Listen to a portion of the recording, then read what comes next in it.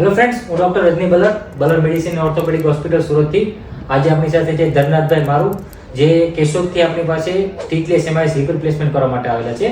એમણે એક સાઈડનું રૂટીન ટેકનિકથી અમદાવાદમાં ઓપરેશન કરાવેલું હતું અને બીજી બાજુનું આપણે સ્ટીચલેસ એમઆઈએસ ટેકનિકથી કર્યું છે. તો આજે આપણે એમની સાથે વાતચીત કરશું, એમને બંને ઓપરેશનમાં કેવો ડિફરન્સ લાગે છે. કેમ છે ધર્મનાથભાઈ? ચાલો. શું તકલીફ હતી તમને?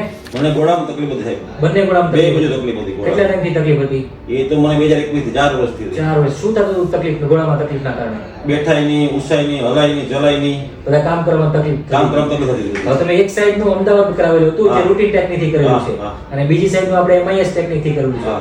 તો જે અમદાવાદ કરેલું હતું એમાં તમને નોર્મલ લાઈફમાં આવતા કેટલો ટાઈમ લાગ્યો હતો? એના મને લાગ્યો તો 45-40 દિવસ લાગ્યા હતા. 40-45 દિવસ જેવો લાગ્યો હા, છે. લાગ્યા હતા. અને આપણે બીજી બાજુ એમઆઈએસ ટેકનિકથી કર્યું હા. તો એમાં તમને રૂટીન આવવા માટે કેટલો ટાઈમ લાગ્યો? મને 18 થી 20 દિવસ કમ્પ્લીટ થઈ ગયું. 18-20 દિવસમાં બધું complete થઈ કમ્પ્લીટ, ગાડી બાડી ચલાવતું બધું ગયું. complete. બધું ગાડી ચલાવતા. હા. દુખાવો ઓપરેશન પછીનો દુખાવો કેવો હતો? કોઈ જાતનો નહીં, દુખાવો નતો કઈ. ઓકે, સારું છે બધું. બધું સારું complete. અને બંનેના ટાંકામાં કેટલો ડિફરન્સ છે? ટાંકામાં બી ઘણો ડિફરન્સ છે અને જે ગુજાવાની શક્તિ પણ વહેલી આવી ગઈ તમારા.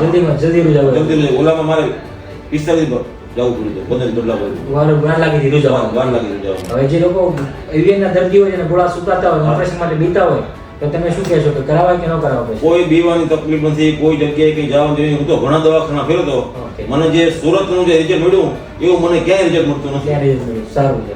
તો સારું છે ને? ઓકે ઓકે ઓકે, ચાલો, થેન્ક યુ.